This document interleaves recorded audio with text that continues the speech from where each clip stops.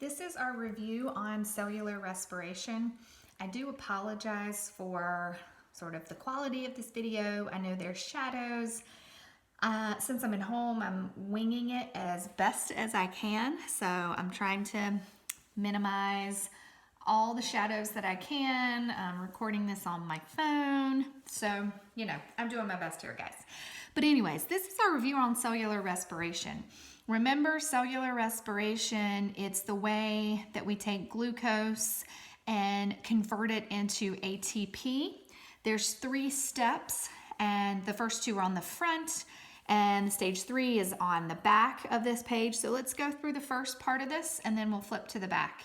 So the first stage of cellular respiration is glycolysis, glycolysis. So we're breaking, in this case, it's glucose. So we start with glucose, and through a series of 6 reactions, which the actual reactions are not that important, but what is important is we're gonna make 2 molecules of pyruvate or pyruvic acid. Glucose is a 6-carbon molecule, and pyruvate is a 3-carbon molecule. So ultimately what you do is you break glucose into 2 3-carbon molecules, okay? And those are called pyruvate. Along the way, we're going to have some things that are going to be used and some things that are produced. And so anything that is a reactant, I've highlighted in blue. Anything that is a product, I'll highlight in red. And I will upload this document to D2L as well, so you can, look at it as we go along if you would rather do that. But anyways, so we've got 2 ATPs being used. All right, remember that glycolysis does require an input of energy, but we are gonna make 4 ATP along these 6 steps at various locations. And so those ATP, we are gonna net 2 ATP because we've used 2 here, but that is through substrate level phosphorylation. Again, just go review substrate level phosphorylation if you need to, but in this case, there is an enzyme that is doing the conversion of ADP into ATP, which is basically just phosphorylating or adding a phosphate to get from 2 phosphates to 3 phosphates. At the same time, you are using this molecule called an NADH, and these are going to be electron sort of transporters, coenzymes, if you will. And we're going to come back to the function of those, because if you see our star down here, any molecule that is starred is going to move to stage 3 to do the rest of its job. In this case, at this point, each pyruvate moves from the cytoplasm into the mitochondria. In that case, we're going to convert, in that step, we convert pyruvate into acetyl-CoA. A molecule of CO2 is produced at that stage, which is waste. We have to get rid of that. And then another molecule of NADH. Again, we'll pick that one back up at stage 3. So now we move into the citric acid cycle, which is also known as the Krebs cycle. Please be aware that this happens, this whole cycle turns once per acetyl-CoA. Remember that we have ultimately 2 acetyl-CoAs that are coming in, 1 per pyruvate. So this whole Krebs cycle will happen twice per 1 molecule of glucose. I'll just write that in right there so we're following along, okay? So per acetyl-CoA, you have each of these things are going to be produced per acetyl-CoA, all right? And so what's going to happen is you're going to have this happen twice.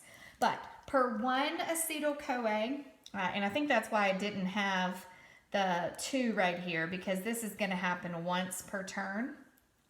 These are going to be made per acetyl-CoA. You're going to have 3 NADH molecules and 1 FADH2. Again, these are going to head to stage 3. They're going to help us with electron transport. We might, again, call them coenzymes or electron shuttles. You might hear them referred to like that. We're going to make a molecule of CO2 waste, and we're going to make an ATP. Again, that's through substrate level phosphorylation. So at this point, we have made 4 ATP. If we're going to go through this twice, because you had 2 pyruvates, we've made 2 more ATP, so that's 6. But we used 2 up here. So we have a net of 4 ATP at this point. We have also got 2 NADHs from glycolysis, 6 NADHs from Krebs cycle, if we multiply that by 2. So 6, 7, 8 NADHs. We had an NADH happen here. That's going to also have 2 of these. So we've got 8 NADHs, 2 FADH2s, because this is going to happen twice, and then 2 CO2s, which is not super important, but we've made some CO2 waste. Now, what we're going to do is head to stage 3. Notice not a lot of ATP has been made up to this point.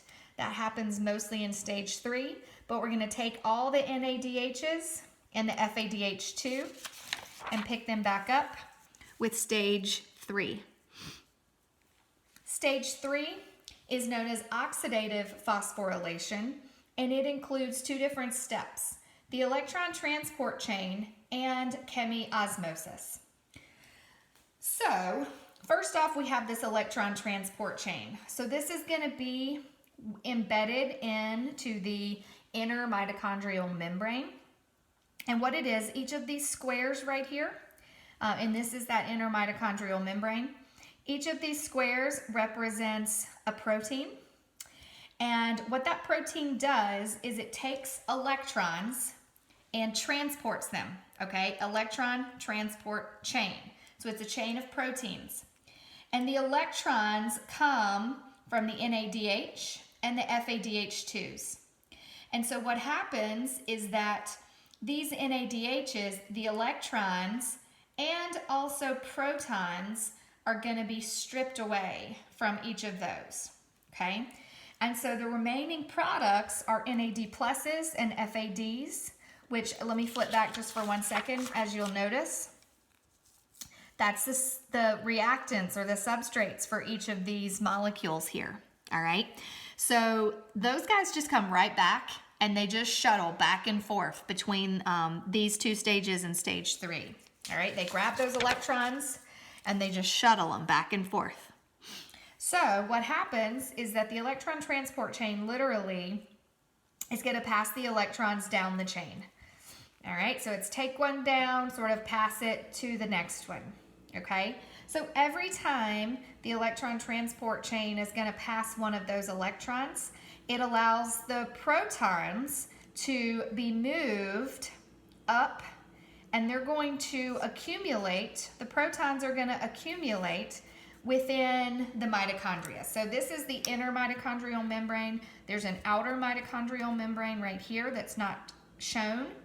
And so the protons, which are the H pluses, they're going to accumulate in this space right here. All right.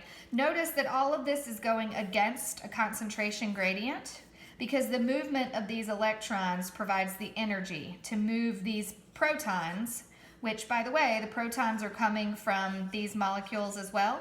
Both the electrons and the protons are coming from these molecules. And so the protons are going to be pumped up this way, okay? And we're setting up a concentration gradient. That's the whole point of the electron transport chain. Set up a proton gradient. Now, the final electron acceptor down the line here is oxygen. This is why we breathe, okay? So instead of the electrons continuing to be passed, the last protein passes the electron to oxygen, and that makes H2O. All right? So let's pick up the second stage because we still haven't really made a bunch of ATP yet, but chemiosmosis is where we make our ATP, and this is through oxidative phosphorylation, okay, which is the name of this stage, oxidative phosphorylation. This protein right here, this is an enzyme called ATP synthase. What ATP synthase does is it takes the energy from the proton gradient, right, which is high up here, and the protons naturally move through here. Okay, that's just simple diffusion. Really, it's a facilitated diffusion, going through this enzyme here, this ATP synthase. That provides the energy to add an ADP to a P sub I. That's called an inorganic phosphate. It's just a phosphate hanging out by itself, not attached to anything.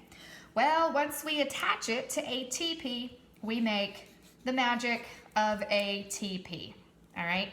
And this happens about 28 times for all of those NADHs and all of those FADH2s. So if you add this 28 ATP to the 6 that we had before, you'll get somewhere around 30, 32 ATP, maybe even upwards of 40. Really just depends on the cell. Some are a little bit better than others. But I do want to mention this movement down this concentration gradient right here. It is like water moving down a water wheel. And in fact, when the protons move through this, it literally cranks just like a water wheel would move.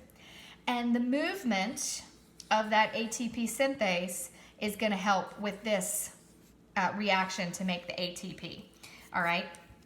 So you're providing the energy from this proton gradient that you set up in the electron transport chain. Okay? And then you're making the ATP.